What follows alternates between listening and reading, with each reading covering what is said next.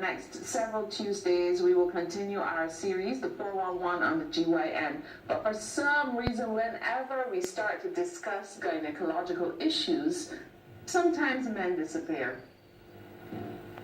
And Shane was supposed to be next to me, but between the miles here, we say good morning. We have the expert with us. Her name is Brenda Roach. She's a counseling psychologist, and today we wanted to focus on the psychological aspects of endometriosis.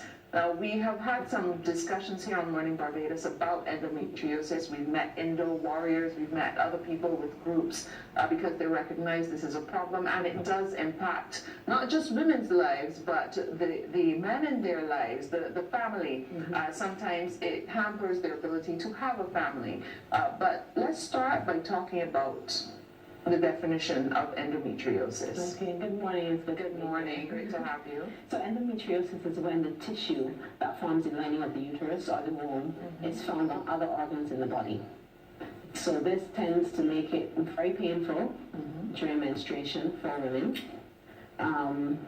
It can be very debilitating as well. So it can cause some women not to be able to be as active as they normally would be. Yeah. Okay, so what should we look at? What are some of the psychological ways that this really takes an impact or takes a toll on women? Okay, so for instance, we can speak about anxiety and stress. Okay. So you know that your menstrual cycle is coming up, say it's coming up next week or 2 weeks from now, and you're anxious because you're wondering, how bad is this going to be this time? Will I be able to cope? And then this causes some form of anxiety and stress on a woman and her body. Then you can look at depression. So for instance, when a woman has endometriosis and the pain is so bad, sometimes they're not able to get up out of bed. They have to lie down, they have to stay home. And this can push a lady into depression because, you know, you begin to feel as though it's only you that's going through this, and the pain is so immense, there's nothing that can help with the pain. So you're taking medication and it doesn't work. You may be using heating pads, hot water bottles, you know, all those old-time remedies that we came up with, and nothing is working. And then too, it leaves you feeling exhausted. Because of the pain, you're not able to eat as well sometimes. Some women experience vomiting and all those other kind of symptoms. So depression is another facet of it. It must be worse if there's no support. If the guys run away, I mean, not pointing any fingers at anybody or anything, but is that an additional burden? Yes, that is an additional burden. So if you don't have support maybe from a loved one, family members, or even outside support, then yes, it gets even worse. Okay. All right, let's break it down, because you mentioned how it can impact the individual up here physically, and what about now productivity? Can that impact them in that way as well? Yes, so some workplaces would experience some absenteeism from some ladies because, as I said before, I mean, you're not able to get up out of bed sometimes. Or because of, there's still a taboo in society where we mention about some men feeling a bit uncomfortable around, you know, menstrual cycles, periods, that kind of thing. And so a woman may feel like she can't go to work because you never know if for some unknown reason, she may have an overflow, which is, you know, this is not her fault. And then feeling a little humiliated because of how society looks at women and menstruation. Okay. So what are some of the things that you can do though? Because from what I understand, it's difficult also to diagnose. There's a process. Yes, because quite a few women get misdiagnosed actually. Because the tissue presents in other areas of the body, sometimes a doctor may think that maybe you have appendicitis. They may think it's fibroids or maybe even an ectopic pregnancy. So because of that misdiagnosis as well, that can leave women feeling alone, as though they're going through this in their head, you know, that no one understands. Yeah, and that may not be the case. People may want to help, but let's talk some more then about some of the behaviors that the lady going through this process may be displaying. Okay, so withdrawal, that's one. Because of course you have to plan your life around your menstrual cycle when you have endometriosis, basically. Because as I said, the flow can be that heavy. You can be going through so much pain that you have to plan your life around it. And therefore, if you have, say you have a girlfriend who has an event coming up or something, and then you look at your calendar to see, can I make this, can I not make this? So therefore withdrawal comes into play. Then the absenteeism from work, like we would have mentioned, because of course some people prefer not to disclose why they are not coming to work. It's a personal issue, so you can understand that. And then too, you're not sure if the employer would understand, because even though endometriosis has been around for a little bit, the people are still not aware of what it is. Because just recently I was speaking to someone, and they asked me, what is that? They didn't know, and it was another female, and she didn't know. So it's as though if a woman is not actually going through it herself, she doesn't know what it is. And can't completely understand. But what would you want to say to maybe employers or to other females, to the men, to families, to people about this and what the approach should be to persons should be? Okay, so empathy. I think that just because you're not going through something doesn't mean that it doesn't exist for that person. So in families, or even in families, so with men as well, when you know that you have a significant other, you may have a sister or even an aunt, anybody who may be experiencing a painful menstrual cycle, and you're not sure what it is, what you can offer is at least some support, some comfort. If the person wants, maybe the person might just want, 2 pillows put behind the back to help with the back pain, because back pain is associated with it as well. Or somebody just to talk to, because really and truly, with endometriosis, you need someone to talk to. That's the main thing. Someone to talk to who would understand, who can listen and hear what it is that you are experiencing at the time. Okay, so you need a little empathy. You need somebody to talk with. Do doctors, this is if the person has moved past the point of being concerned with secrecy and all that, is it something that doctors are willing to write a letter and say, well, this is a condition, maybe if the person needs some proof for their workplace or something? I believe so. I mean, at GRB Medical, we try to offer a holistic approach to women's care. So that's why I will be there as a psychologist to assist. So when a woman is diagnosed with something like this, at least then they're able to come and sit down and have a discussion so we can speak about illness and how you perceive illness, whether it's just during that period when you're symptomatic, or whether you just feel that you're ill all the time.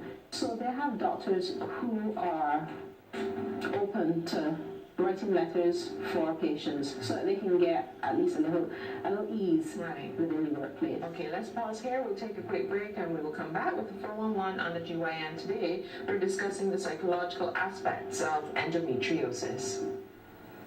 Good morning, it's just for you. It's still bright and crispy, maybe more crispy than some mornings today. It's probably cooler outside since we're still getting those showers coming down, but you be safe as you head out wherever you're heading this morning. So we are continuing with our discussion on the psychological aspects of endometriosis, and you have a personal story as well. So as we talk about whether people understand and how much understanding may be needed. That's true. Growing up myself, I was diagnosed with endometriosis, but in my later years, because as we would have mentioned before, it's not something that is easily diagnosed by doctors. So coming up, I would have had those heavy menstrual cycles. I would have had immense pain, and at some points, my father would have said, "Well, it's just in your head." Because women experience menstrual cycles every month, so why can't you get up and go to school? So I still had to get up and go to school, but I would spend the whole day in sick bay because of that immense pain and not being able to move and get around.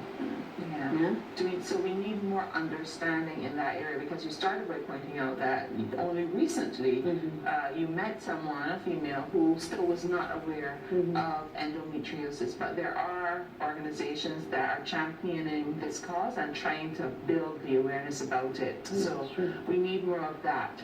Self-esteem has got to be something that is worked on as well through the process. It is, because not feeling confident with yourself anymore, beginning to believe maybe what society tells you or what family members may tell you, that this is just in your head, you should be fine, you should be able to get up and move around. So then that tends to break down self-esteem, especially for women, and not feeling as confident as they normally are.